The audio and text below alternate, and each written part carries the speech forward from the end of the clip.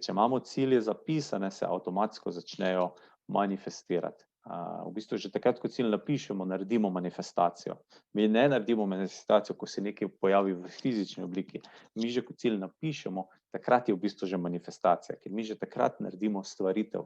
Mi takrat nekaj pripeljemo v fizično obliko, iz miselne oblike, subtilne oblike v fizično obliko, ne. In to je tisti ključ, da imamo mi nekje to zapisano in tudi vsake toliko časa preverjeno, hkrati smo pa nenavezani. Spustimo.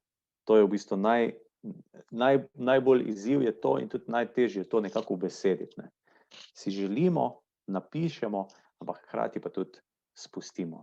Popolnoma zaupamo, ker ko popolnoma zaupamo, takrat spustimo, ne.